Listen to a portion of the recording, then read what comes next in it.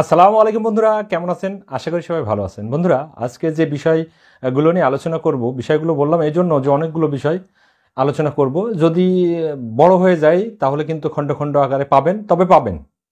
তো বিষয়গুলো কি? বিষয় হচ্ছে যে চেক ডিজনার মামলার যে নতুন নিয়ম করছে 2024 সালে, এই বিষয়টি নিয়ে আলোচনা করব। এইখানে যে বিষয়গুলো আলোচনা করব সেই বিষয়গুলো হচ্ছে এরকম যে চেক ডিজনার বলতে কি বোঝেন, চেক ডিজনার করার শর্ত, মানে চেক ডিজনার ডিজনার করার কারণ, দর্শনের উকিল নোটিশ দেওয়ার পদ্ধতি, এই সমস্ত বিষয় নিয়েই আজকের আলোচনা। তো আশা করছি ভিডিওটি শুরু থেকে শেষ পর্যন্ত মন দিয়ে দেখবেন এবং অন্য বন্ধুদেরকে দেখার জন্য শেয়ার করবেন, যাতে অন্যরাও দেখে উপকৃত হতে পারে। আরও হ্যাঁ, এখনও পর্যন্ত চ্যানেলটি যারা সাবস্ক্রাইব করেননি তারা প্লিজ প্লিজ প্লিজ চ্যানেলটি সাবস্ক্রাইব করবেন, ভিডিওটিতে একটি লাইক দিয়ে দেবেন, ভিডিওটি অন্য বন্ধুদের মাঝে শেয়ার করবেন। তো চলুন যথারীতি শুরু করি যে চেক ডিজনার মামলা 2024 কি নতুন নিয়ম তৈরি করছে বা কি আইন কানুন হয়েছে বা সিস্টেমটা কি, এই সমস্ত বিষয়। আসলে চেক কখন আমরা দিই? আমরা সাধারণত নর্মালি যখন কেউ লেনদেন করে তখন কিন্তু লেনদেনের ক্ষেত্রে কিন্তু চেক আদান প্রদান করা হয়। তো চেক ডিজনারটা কি? চেক ডিজনার মামলার নতুন নিয়ম, এটা হচ্ছে হস্তান্তরযোগ্য দলিল আইন 1881 সালের। এখানেই কিন্তু চেক ডিজনার নিয়ে যে জটিলতা আছে সেই ছোটোখাটো বিষয়গুলোই আলোচনা করার বিষয়বস্তু। আদালতে চেক ডিজনার মামলা সবচেয়ে বেশি পরিমাণে কিন্তু হয়ে থাকে। এই জন্য আমাদের এই সম্পর্কে কম বেশি ধারণা থাকাটাও ভালো। এতে আমরা যে বিষয়গুলো সচেতন হতে পারবো, তখন কিন্তু আমরা উপকৃত হতে পারবে। চলুন জেনে নেওয়া যাক চেক ডিজনার বলতে কি বোঝায়। ধরুন রহিম নামের এক ব্যক্তি প্রয়োজনে করিম নামক এক ব্যক্তিকে টাকা ধার দিচ্ছে। তো টাকা ধার দেওয়ার সময় রহিমকে বলছে, ভাই, তোমাকে যে আমি টাকা দিলাম তার প্রমাণ আমার কাছে কি থাকলো? এটা তো স্বাভাবিক একটা প্রশ্নের বিষয়। আমি যদি কারোর টাকা দিই তাহলে আমি কিভাবে প্রমাণ আমার কাছে রাখবো? আমার তো কোনো প্রমাণ থাকা দরকার বা প্রয়োজন। তো যাকে দিলেন সেই ভাই বলল যে এই যে আমি আপনাকে একটা চেক দিলাম, আমি নিলাম, আমাকে একটা চেক দিল, এই যে চেক আপনাকে বা তোমাকে বা আমাকে ফাঁকা স্বাক্ষর করে দিলাম। এবার রহিম যে টাকা ধার নিয়েছিল তা চেকে করিমের কাছে কিন্তু আছে। তখন সে বুঝতে পারে না আমার কাছে একটা বিষয় আছে। আমি একটা ছোট্ট উদাহরণ তৈরি করে আপনাদের সামনে তুলে ধরার চেষ্টা করলাম মাত্র।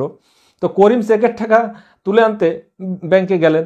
তারপর ব্যাংকে গিয়ে ব্যাংক কাউন্টারে চেক দিলেন। ব্যাংক অফিসার করিমকে বলল, ভাই, অ্যাকাউন্টে কোনো টাকা নাই, অ্যাকাউন্ট তো ফাঁকা, বা থাকলেও সামান্য পরিমাণ টাকা আছে। তখন করিম ব্যাংক অফিসারকে বললেন, তাহলে আপনি এটা লিখিত দেন। ব্যাংক অফিসার করিমকে একটি লিখিত মেমো দিল, যাতে লেখা আছে টাকার পরিমাণ কম। চেক সহ মেমো দিয়ে করিম ফিরে আসলেন। এই চেক সহ মেমো ফিরিয়ে আনার ঘটনাকেই মূলত চেক ডিজনার বলা হয়। তো এবার আশা করি বুঝতে পারছেন চেক ডিজনারটা কি।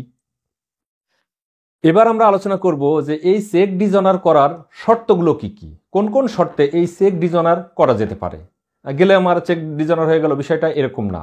আসলে চেকের উপরে যে তারিখ লেখা আছে সেই তারিখ হইতে 6 মাসের মধ্যে আপনাকে চেক ডিজনার করাতে হবে, পরে করলে কিন্তু আর হবে না। 6 মাসের ভেতরে এটা করাতে হবে। এরপরে ব্যাংকের হিসাবের পরিমাণে টাকা থাকলে আপনি চেক ডিজনার করতে পারবেন না। ধরেন আপনার 50,000 টাকার চেক দিছে, তার 60,000 টাকা আছে, তখন কিন্তু ডিজনার হবে না। টাকাটা আপনি উঠাতে পারবেন বা উঠাতে না পারলেও ভিন্ন ব্যবস্থা আপনি গ্রহণ করতে পারবেন। এরপরে ব্যাংকিং সময়ের মধ্যে আপনাকে চেক ডিজনার করতে হবে। যখন আপনি গেলেন চেক ডিজনারের বাহানায় যে ব্যাংক আওয়ার পার হয়ে গেছে, বললো ভাই আজকে হবে না, এটাকে ডিজনার বলে না। আর সংজ্ঞা তো আগেই বলে দিয়ে দিছি। তো এটা তো গেল শর্ত। এবার আমরা আলোচনা করব চেক ডিজনের মামলা করার কারণ। সবাই সাধারণত মামলা করতে চায় যে আমার তো এরকম ক্ষতিগ্রস্ত হয়ে গেছি, আমি অনেক ফোন পাই, তো কিভাবে এটা রিকভারি করতে পারি বা এই টাকাটা পাইতে পারি। তো চলুন আমরা এখন আলোচনা করি যে মামলা করার নিয়মটা কি। ব্যাংকের হিসাবে অপর্যাপ্ত তহবিল বা অর্থ থাকলে, তার মানে চেক যে পরিমাণে অর্থ উল্লেখ করা হয়েছে তার অপেক্ষাকৃত কম থাকলে, যে ব্যক্তি চেক প্রদান করেছে যদি ওই ব্যক্তি সেই চেকে স্বাক্ষর না করে থাকে বা স্বাক্ষর না মিলে থাকে, করা আছে কিন্তু মেলে নাই, যদি উল্লেখিত অর্থ বা অঙ্ক যেটা উল্লেখ করা আছে গরমিল যদি পাওয়া যায়, তারপরে দেখা যাচ্ছে এরকম হলো যে চেকের মেয়াদ উত্তীর্ণ হয়ে গেছে। আবার এরকম হতে পারে যথাযথভাবে চেক পূরণ করা হলো না। আবার দেখা যাচ্ছে যে চেকের উপরে মাজা ঘষা করা আছে। আবার এমন হতে পারে যে চেকে কাটাকাটি করা আছে, পূর্ণ স্বাক্ষর দিয়ে তা সত্যায়িত করা হয়নি। সাধারণত যদি কোনো জায়গায় কাটাকাটি থেকে থাকে তো সেইখানে আপনি হলো ক্রস দিয়ে বা কেটে দিয়ে নিচে ইনিশিয়াল একটা স্বাক্ষর করবেন, তাহলে বোঝা যায় যে হ্যাঁ এটা ভুল হয়েছিল, উনি আবার হলো দায়িত্ব নিয়েই আবার স্বাক্ষর করে করে দিচ্ছে। তো এইটা আসলে চেক ডিজনার মামলা করার পদ্ধতিগুলো তো আপনারা বুঝতে পারলেন কি কি কারণে মামলা করা যেতে পারে। এবার মামলা করার পদ্ধতিটা কি?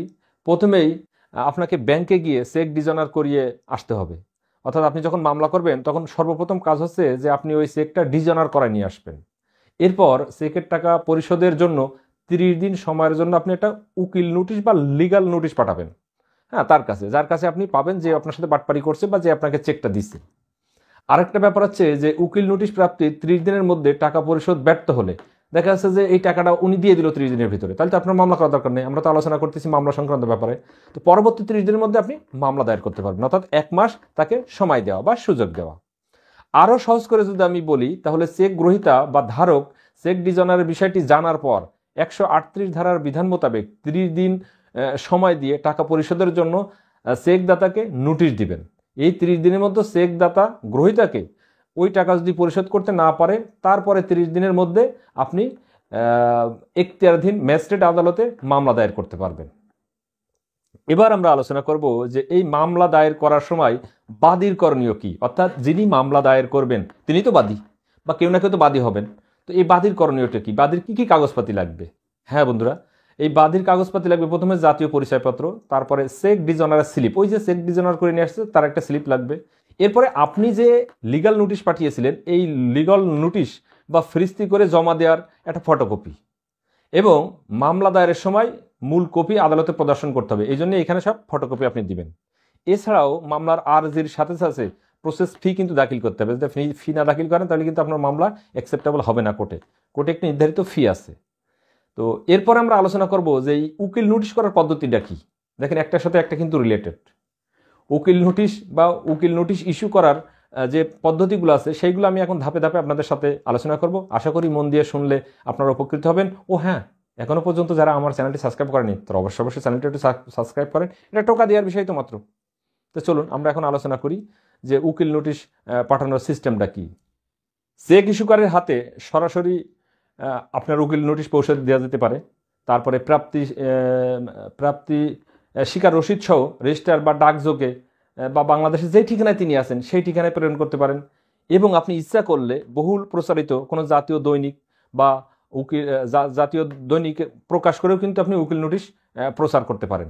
এভাবে কিন্তু হলো আপনি এই কাজগুলো করে মানে নোটিশটা তার কাছে পাঠাতে পারেন। তো এটাই ছিল আজকের আলোচনা।